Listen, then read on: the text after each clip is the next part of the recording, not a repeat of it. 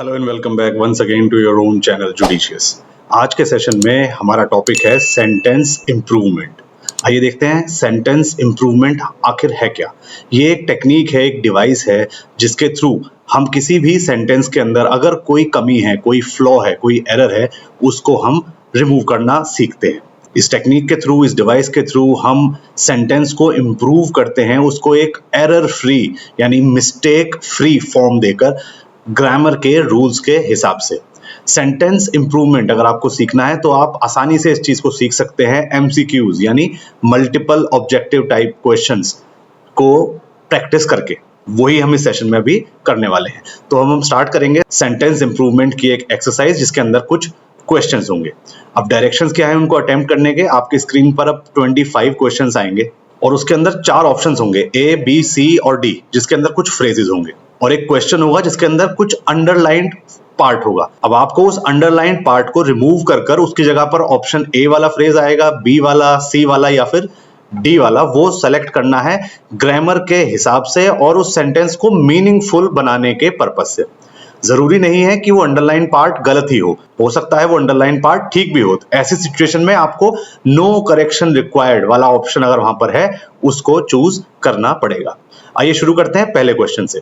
Diwali is gaining increasingly popular today and is being celebrated all over the world. अब यहां पर आप देख सकते हैं गेनिंग इंक्रीजिंगली पॉपुलर अंडरलाइंड है। इसकी जगह पर ऑप्शन ए आ सकता है बिकेम इंक्रीजिंगली पॉपुलर, या option B gaining increasing popularity, या सी गेन्ड पॉपुलस, या फिर आपको लग रहा है कि कोई गलती नहीं है सेंटेंस में तो आप डी को चूज करेंगे जो है no correction required.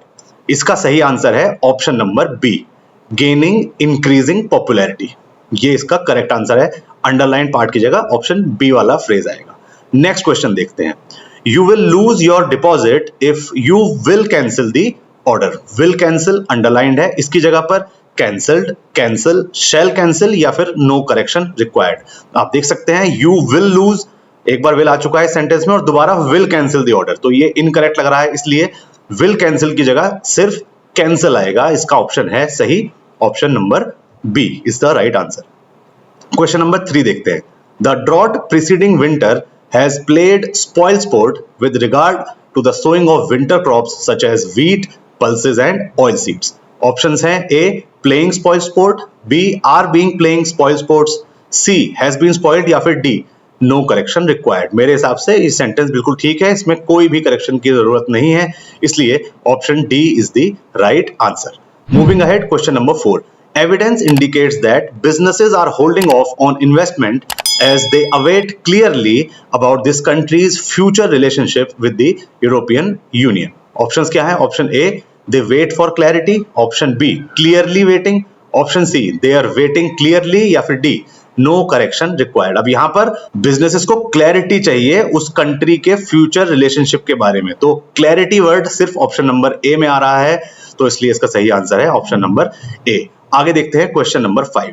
Over the past 3 years, the government has been urging civil servants to open bank accounts to which they pay transferred directly. यहां पर उनकी सैलरी की बात कर रहे हैं सिविल सर्वेंट्स की, तो ऑप्शन ए क्या है? They are paid, they are paying to be, option B है। Option C their pay can be, और D no correction required. Correction तो रिक्वायर्ड है और सही आंसर है ऑप्शन नंबर सी, उनका पे ट्रांसफर डायरेक्टली किया जा सके उनके बैंक अकाउंट्स के अंदर। So option C is correct.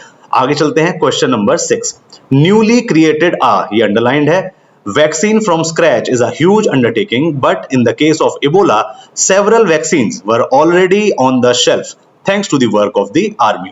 अब न्यूली क्रिएटेड की जगह पर क्या आ सकता है? क्रिएटिंग अ न्यू, या फिर क्रिएशन फ्रॉम अ न्यू, या टू क्रिएट अ न्यू, या नो करेक्शन रिक्वायर्ड। सही आंसर है option number A, creating a new vaccine from scratch. आगे बढ़ते हैं क्वेश्चन नंबर 7 की तरफ। As per the World Giving Index, India came down in the rankings from 93 in 2013 to 106 in 2014, demonstrating an overall reduction in Indian philanthropy.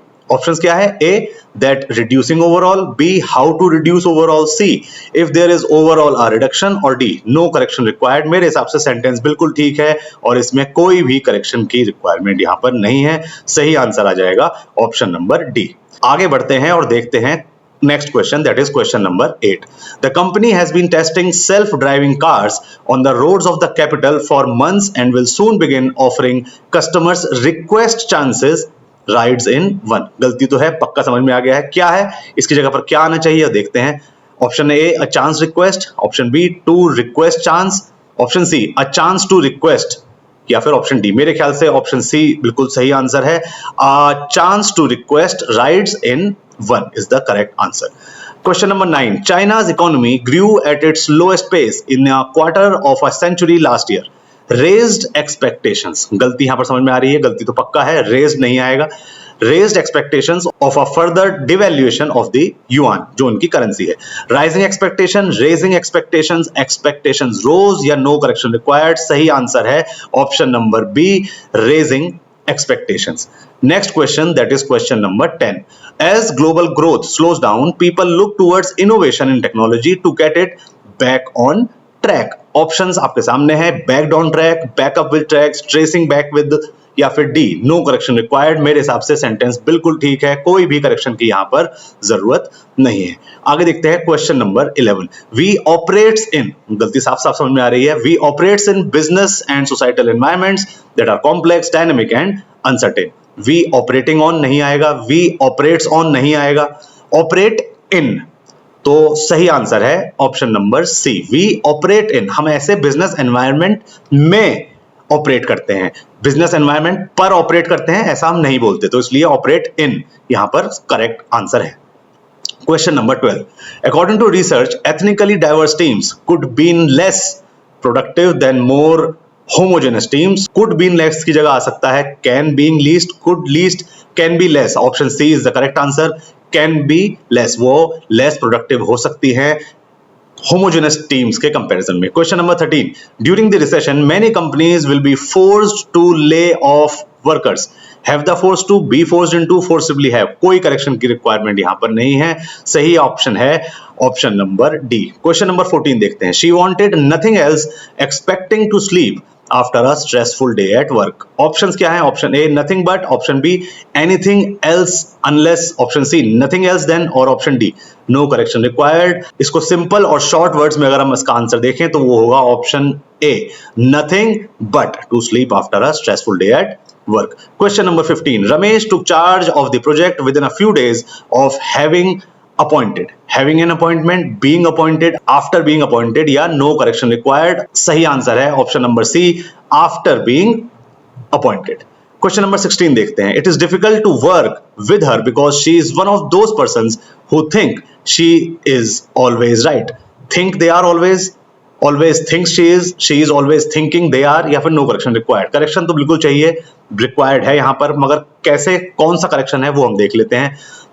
She is one of those persons. बहुत सारे लोगों की बात हो रही है, मतलब एक पर्टिकुलर टाइप के लोगों की यहां पर बात हो रही है, तो ये प्लूरल में इसका आंसर रहने वाला है, यानी think they are always right. Question number 17 की तरफ आगे बढ़ते हैं. Foreign businesses in developing countries have usually problems with lack of infrastructure and rigid laws. Options क्या है? Usually problems on, as usual problems, like, the usual problem of, no correction required. तो इसका सही आंसर है option number C, the usual problems of lack of infrastructure and rigid laws. आगे बढ़ते हैं अगले क्वेश्चन की तरफ, that is question number 18. The 8th century revival of Byzantine learning is an exemplary phenomenon and its economic and military precursors have yet to be discovered. Options क्या है? phenomenon yet to be discovered, a phenomenon incompletely explained, and inexplicable phenomena. यही इसका सही answer है, एक ऐसा phenomena जो कि एक्सप्लेन नहीं किया जा सका है अभी तक. क्वेश्चन नंबर 18 का आंसर ये हो गया. आगे बढ़ते हैं question number 19. NASA is all set to start building the world's first spacecraft that collected samples from an asteroid in near future. एक तरफ फ्यूचर की बात कर रहे हैं और एक तरफ कलेक्ट के आगे ईडी लगा दिया, पास्ट टेंस, यानी कि ये गलत है. तो इसका ऑप्शन क्या हो सकते हैं? That will collect samples, that has collected, again past में आ गया, ये नहीं होगा.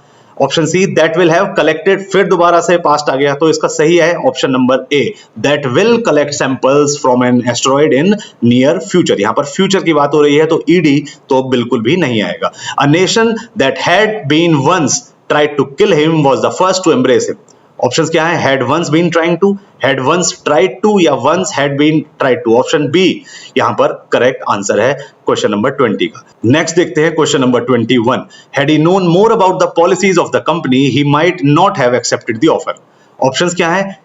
he had known more, since not more was known, if he could know more, या no correction required। मेरे हिसाब से इसमें कोई भी करेक्शन की जरूरत नहीं है, सेंटेंस अपने आप में बिल्कुल कंप्लीट है, फिट है। Question number 22। Most of time strangers have helped me in critical situations. Most of time की जगह many a time, more of time, at odd period, या नो करेक्शन रिक्वायर्ड।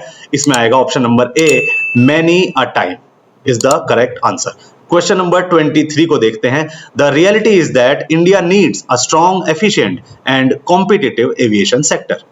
अगर इसमें कोई कमी लग रही है तो ऑप्शंस क्या है? What India needs, that India need, therefore India need, या नो करेक्शन रिक्वायर्ड। एक्चुअल में यहां पर कोई भी करेक्शन की रिक्वायरमेंट नहीं है। सेकंड लास्ट क्वेश्चन की तरफ बढ़ते हैं। Question number 24। Of late bonsai trees have attracted the attention of one and all.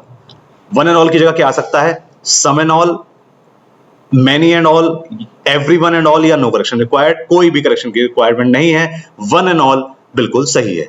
Last आता है question number 25। Within the next decade health care is going to be one of the most lucrative sectors in India. Options will go on to, has gone in, has been going to be, या no correction required. Actual में यहां पर कोई भी correction की requirement नहीं है। So with this, I wind up this session on sentence improvement. I hope you liked the video and understood the concept. Till the time we meet next, it's me, Amit Sharma, signing off. Bye-bye and take care. Thank you so much.